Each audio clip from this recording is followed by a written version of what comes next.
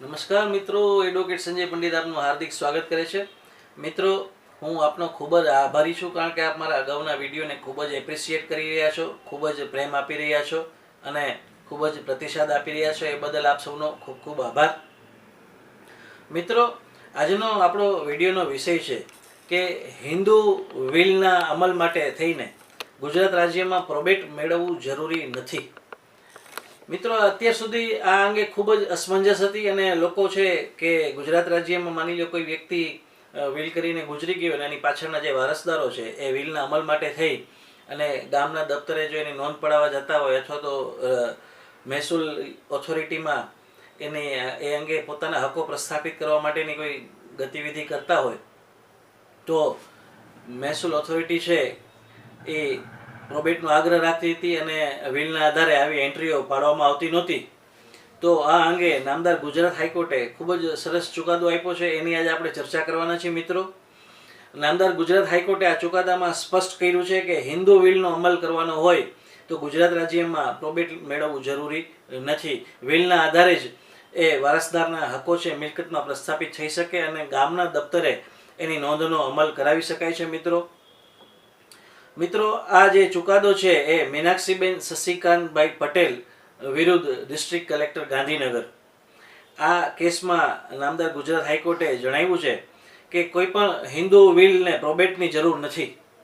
જો હિન્દુ વ્યક્તિ દ્વારા વિલ કરવામાં આવેલું હોય તેમજ તેવી વ્યક્તિની મિલકત મુંબઈ, મદ્રાસ અને કલકત્તા હાઈકોર્ટની મૂળભૂત દીવાની હકુમતની બહાર આવેલ હોય તો એ મિલકત સંબંધમાં અથવા તેવા ક્ષેત્ર વિસ્તારની બહાર આવેલ સ્થાવર મિલકતના સંદર્ભમાં વિલ અંગે પ્રોબેટ મેળવવાની જરૂર નથી.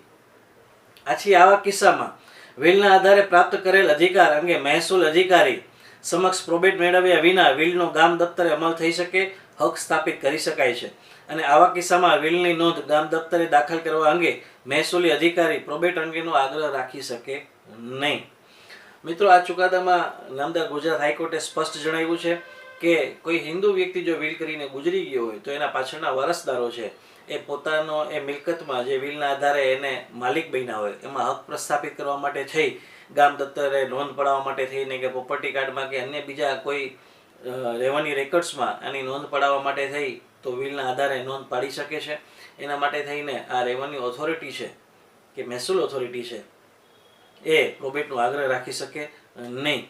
મિત્રો, આ કેસની હકીકત એવી હતી કે આ જે મીનાક્ષીબેન શશિકાંતભાઈ પટેલ છે એમના સસરા ચંદુભાઈ જીવાભાઈ પટેલ એને ગાંધીનગરમાં એક પ્લોટ ખરીદેલો હતો અને એમને એવું વિલ બનાવેલું હતું કે એમની હયાતી બાદ આ જે પ્લોટ છે એ આ મીનાક્ષીબેનને મળે, કારણ કે મીનાક્ષીબેન છે એ એમના સૌથી નાના પુત્રના પત્ની હતા, એટલે એમના દીકરાના બહુ હતા અને વર્ષ 2000માં આ જે માલિક છે મૂળ માલિક ચંદુભાઈ જીવાભાઈ પટેલ એમનું અવસાન થયું અને એ વિલના આધારે એમના જે પુત્રવધુ છે આ મીનાક્ષીબેન એ આ પ્લોટના માલિક બન્યા અને એ વિલના આધારે એમને ગામ દફતરે પોતાના હકો સ્થાપિત કરવા માટે થઈ અને એન્ટ્રી પડાવવા માટે થઈ અને અરજી કરેલી. જે અરજી છે એ રેવન્યુ ઓથોરિટી એટલે કે ગાંધીનગરના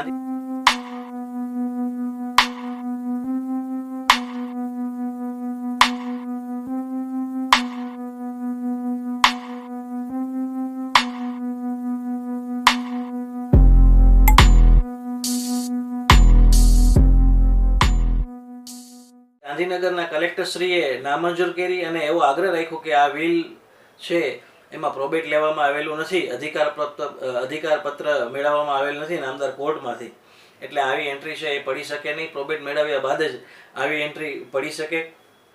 એટલે કલેક્ટરશ્રીએ જે આ હુકમ કર્યો એ હુકમને નામદાર ગુજરાત હાઈકોર્ટમાં ચેલેન્જ કરવામાં આવ્યો અને નામદાર ગુજરાત હાઈકોર્ટે આ ચુકાદામાં સ્પષ્ટ કર્યું કે કલેક્ટરશ્રી છે એ આવી નોંધ પાડવા માટે થઈ અને ના પાડી શકે નહીં. આવી નોંધ છે એ વિલના આધારે થઈ શકે અને નામદાર ગુજરાત હાઈકોર્ટે આ ચુકાદામાં સુપ્રીમ કોર્ટે સ્થાપિત કરેલા સિદ્ધાંતોને આધાર માનેલ છે. મિત્રો, આ સિદ્ધાંત મુજબ ભારતીય વારસા હક અધિનિયમની કલમ 213 અને 57 એમ બંને કલમો સાથે વાંચતા અને જોતા એ દર્શાવે છે કે જ્યારે વિલના પક્ષકારો હિન્દુ હોય અથવા વિલ હેઠળની મિલકતો ભારતીય વારસા હક અધિનિયમની કલમ 57 ક અને ખ હેઠળના ક્ષેત્ર વિસ્તારમાં આવેલ ન હોય તો આ અધિનિયમની કલમ 213ની પેટા કલમ 2 આ કિસ્સામાં લાગુ પડે છે. તેમજ આ અધિનિયમની કલમ 1માં જણાવ્યા મુજબ પ્રતિબંધો આ કિસ્સામાં લાગુ પડતા નથી. તે મુજબ હિન્દુ વ્યક્તિએ તેવા ક્ષેત્ર વિસ્તારની બહાર બનાવવામાં આવેલ વિલના સંબંધમાં અથવા તેવા ક્ષેત્ર વિસ્તારની બહાર આવેલ સ્થાવર મિલકત સંદર્ભમાં વિલ અંગે પ્રોબેટ મેળવવાની જરૂર નથી.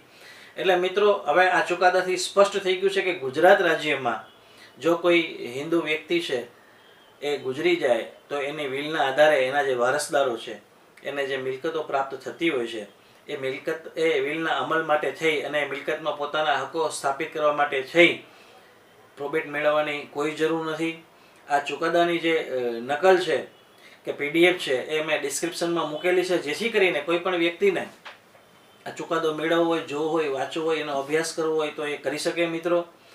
એટલે હવે આ ચુકાદાથી સ્પષ્ટ થઈ ગયું છે કે કોઈ પણ હિન્દુ વ્યક્તિ છે જો એની મિલકત છે એ મુંબઈ, મદ્રાસ અથવા તો કલકત્તા વિસ્તારમાં આવેલી ન હોય અને બિલ કરનાર જે પક્ષકાર છે એ હિન્દુ હોય અને મિલકત મેળવનાર પણ વ્યક્તિ હિન્દુ હોય અને આ 3 રાજ્ય સિવાયની કોઈ પણ જગ્યાએ જો મિલકતો હોય તો આવા વિલના અમલ માટે થઈ અને પ્રોબેટ મેળવવાની જરૂર નથી. મિત્રો, હું આશા રાખું છું કે આ વિડીયો આપને પસંદ આવ્યો હશે, આપના કાનૂની જ્ઞાનમાં વધારો કરશે. આપને જો આ વિડીયો પસંદ આવ્યો હોય તો આપના ગ્રુપમાં જરૂર શેર કરજો, જેથી કરીને આ જે માહિતી છે એ વધુને વધુ લોકો સુધી પહોંચે અને લોકો છે એ હેરાન થતા બંધ થાય. કારણ કે મેં જોયું છે કે આપણા રાજ્યમાં ઘણા બધા લોકો વિલના આધારે મિલકતો પ્રાપ્ત કરતા હોય છે, એના પછી પ્રોબેટ મેળવવાનો પણ ખર્ચ કરતા હોય છે. જે પ્રોબેટ મેળવવાનો ખર્ચ પણ ઘણો થતો હોય છે, કારણ કે એની સ્ટેમ્પ ડ્યુટી એટલી ભરવી પડે, બીજો વકીલ ફીનો ખર્ચ થાય અને લાખો રૂપિયા છે એ પ્રોબેટ મેળવવામાં ખર્ચ થઈ જતા હોય છે માણસોના. તો આ ચુકાદો છે આવા તમામ વ્યક્તિઓને કામ લાગે એવા શુભાશયથી આ વિડીયો આજે આપની સમક્ષ મેં રજૂ કર્યો છે મિત્રો.